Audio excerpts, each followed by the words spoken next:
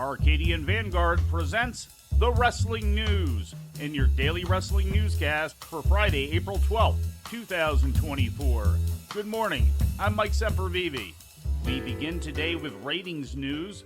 Wednesday's episode of AEW Dynamite, which included footage of the CM Punk Jack Perry locker room incident from All In at Wembley Stadium, brought in an audience of 819,000 viewers to TBS, according to WrestleNomics.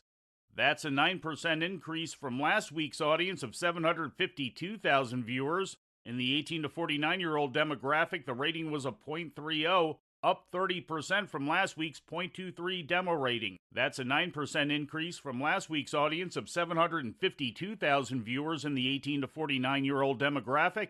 The rating was a .30, up 30% from last week's .23 demo rating. The show finished number 3 in the demo on cable TV for the evening behind 2 NBA games. This was the first time Dynamite has attracted more than 800,000 viewers since the February 28th episode. In WWE Corporate news, the company has removed Dan Fentrell as Executive Vice President of Talent Relations, according to a story broken by SE Scoops and confirmed by Fightful. Fentrell had served as WWE's Head of Talent Relations since 2022. WWE also confirmed the reports with an employee letter from Nick Khan announcing some restructuring in talent, which will see Shawn Michaels heading up talent development and recruitment. All aspects of talent relations still ultimately report to Paul Levesque. TNA presented Impact last night on Access TV, featuring matches taped March 22nd and 23rd from 2300 Arena in Philadelphia. In the opening segment, Alexander Hammerstone jumped Josh Alexander, resulting in a pull-apart brawl. Crazy Steve successfully defended the Digital Media Championship against Laredo Kid when Laredo Kid was disqualified for shoving the referee.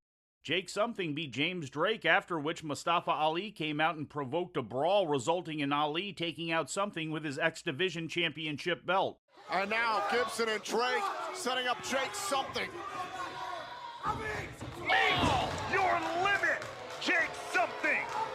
In other results, PCO beat Khan in a Monsters Ball match, Moose defeated Trent Seven, and First Class topped ABC.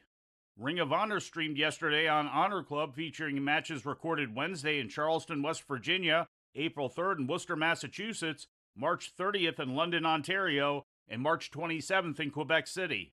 In the main event, ROH World TV Champion Kyle Fletcher beat Rhett Titus in a non-title proving ground match. In other selected results, Anna Jay beat Little Mean Kathleen, Christopher Daniels beat Cole Carter, and Action Andretti topped Isaiah Cassidy in the opener.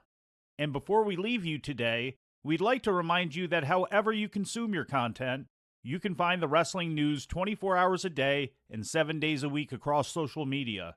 On Twitter, follow us at Wrestling News AV. Our Facebook page is also Wrestling News AV. The Wrestling News can also be found on the Arcadian Vanguard YouTube page.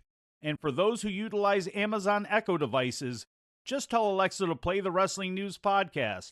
And remember to make sure you add podcast at the end. Once again, for daily updates, breaking news, and more, follow the Wrestling News across social media.